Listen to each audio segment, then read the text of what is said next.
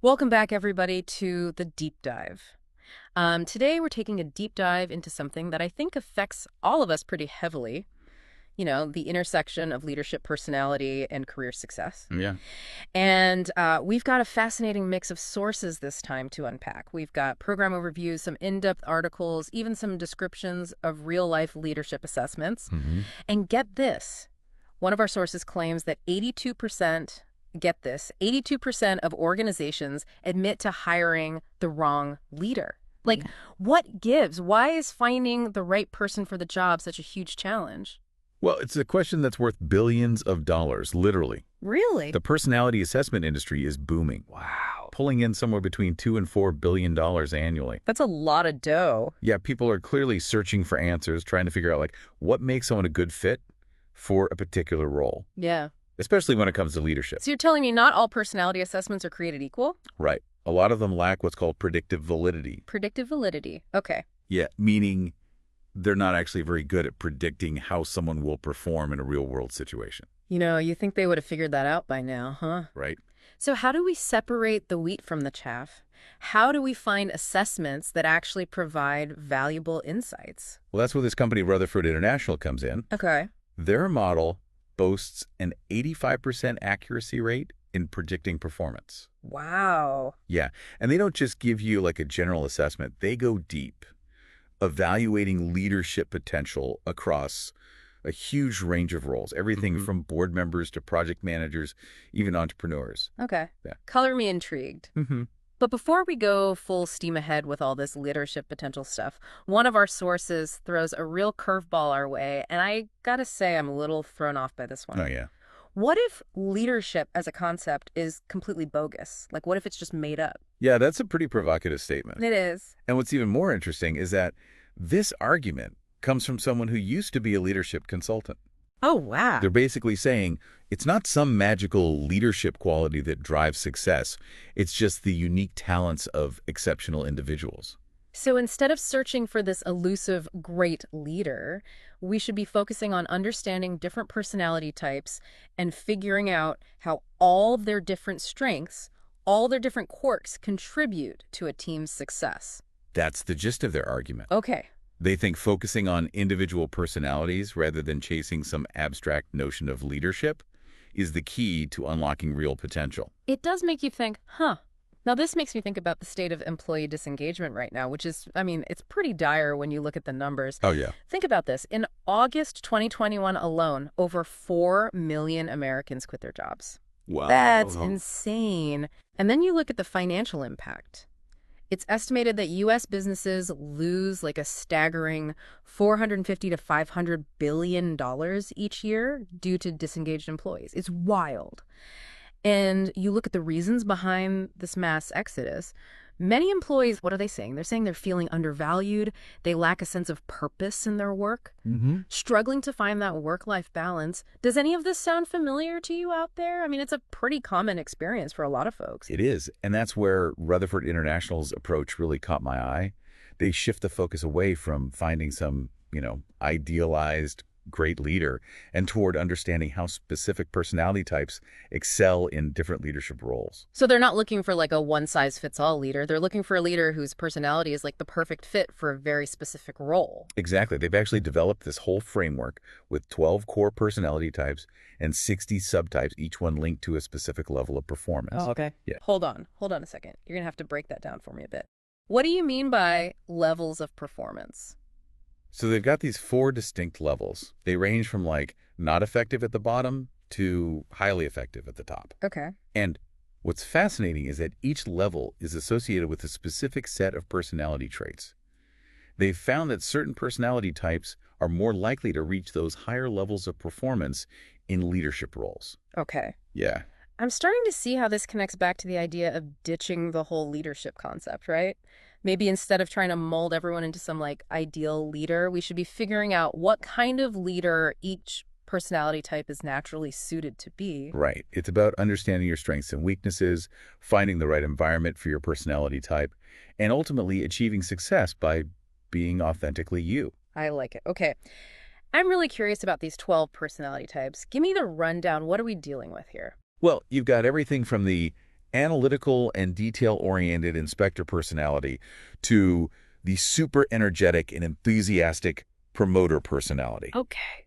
And each one has a very different approach to leadership. So we've got these 12 distinct personality types, each with their own little quirks and strengths. It's starting to feel like a leadership zodiac or something. Where do we even begin with this? Oh, remember that argument we were talking about earlier about leadership being a myth? Yeah. Rutherford International actually takes that concept a step further. Instead of talking about great leaders, they talk about great Yeah. fans, and then they insert the personality type in leadership roles. Okay. I'm listening. So give me an example. Let's say we've got somebody with an opportunist personality. What would that look like in a leadership position? Opportunists, they're the go-getters. Mm-hmm. They're driven, always spotting new opportunities, and they're definitely not afraid to take risks. I can see that. They're often really charismatic and persuasive too, which can make them very effective leaders in fast-paced environments. Totally, totally. They'd be the ones like spearheading new initiatives, pushing the boundaries, motivating their teams to aim high. But I imagine there's a potential downside to all that energy, right? What happens when an opportunist's drive goes a little too far? Well, that's the catch. That same drive can turn into impatience. Yeah, makes sense. They might jump into decisions without considering all the angles or struggle to delegate tasks because they just feel like I can do it all myself. Oh, yeah, that makes a lot of sense. It's like that saying, too much of a good thing. Exactly. And to bring this back to those levels of performance we were talking about, Rutherford International actually found that while opportunists can be incredibly successful, that impatience can sometimes hold them back from reaching that highly effective level. This is fascinating stuff. Okay, so let's take a look at the other end of the spectrum. How about those altruist personalities? What makes them tick as leaders? Altruists are all about people. They're empathetic, compassionate, and they genuinely prioritize the well-being of their teams. They create a really supportive and collaborative work environment where everyone feels valued and heard. Okay. That sounds like a dream come true for a lot of employees. But is there ever a situation where those qualities might not be so ideal in a leadership role?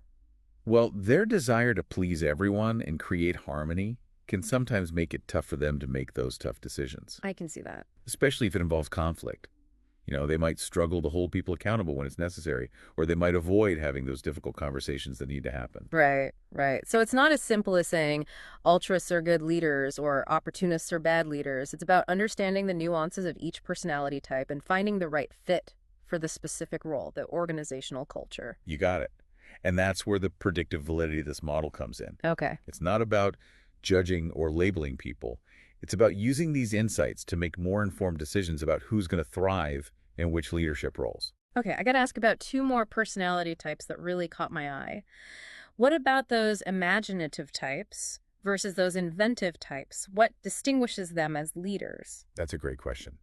Those two are especially interesting because they often work hand in hand, but their leadership styles are very different. Okay. So imagine a company on the verge of some big, huge innovation. The imaginative personality is the visionary leader. They're the ones who can see the big picture, paint a really compelling vision of the future. They come up with groundbreaking ideas and inspire others to dream big. So they're the ones who launch those game-changing companies or lead those movements that disrupt whole industries. Absolutely. But their challenge often lies in execution. They can get so caught up in the big picture that they struggle with the nitty-gritty details of actually making their vision a reality. That makes sense. They need somebody to kind of ground them to help translate those grand ideas into concrete action plans. And that's where the inventive personality comes in. While that imaginative leader is off painting the future, the inventive leader is busy figuring out how to build the bridge to get there. I like that. They love problem solving, tinkering with systems, and just finding practical solutions. So they're the ones who create the step-by-step plans, optimize processes, make sure everything runs smoothly. Exactly. But they can sometimes get so hyper-focused on the details that they lose sight of the big picture. Yeah. They might get stuck in the weeds and miss crucial strategic opportunities. Okay, I'm seeing the dynamic here. It's almost like the imaginative leader provides the why, and the inventive leader provides the how. I like that.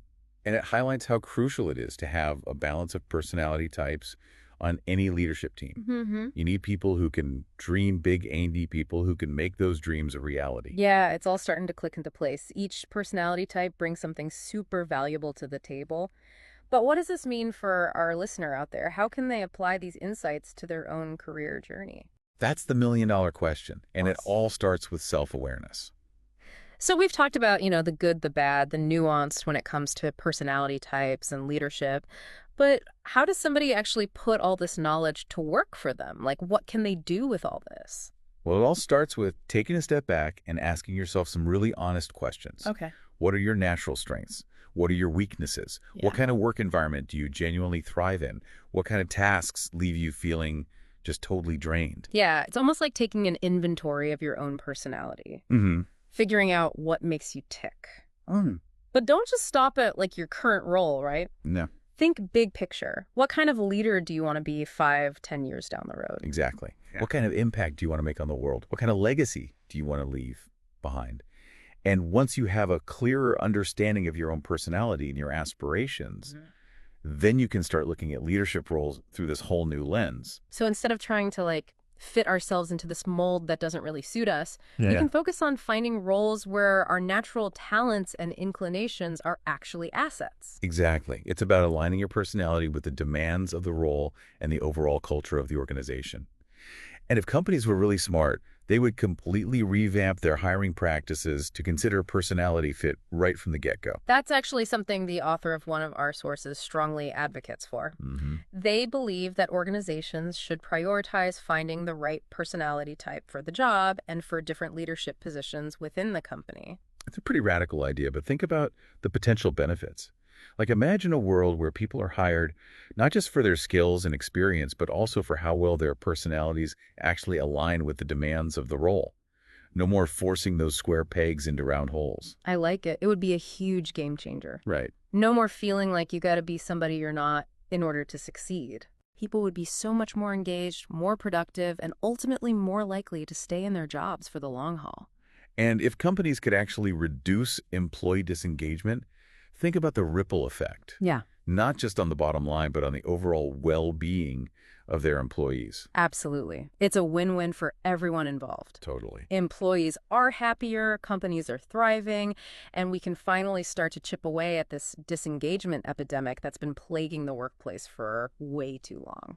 It all comes back to that question we posed at the beginning. Mm-hmm. Why is finding the right person for the job so difficult? Maybe it's because we've been looking through the wrong lens. Maybe it's time to shift our focus from skills to personalities. And on that note, I think it's time to bring this deep dive to a close. But before we go, we have one final question for you. Mm-hmm. Dear listener, what kind of leader are you meant to be? We've given you a lot to think about today, and we really hope this episode has sparked some self-reflection and maybe even a little inspiration. And remember, leadership isn't just about titles or positions. Right. It's about how you show up in the world. It's about how you interact with others and how you use your unique strengths to make a positive impact. So go out there, embrace your authentic self, and find the path that allows you to lead with confidence and purpose. Until next time, keep diving.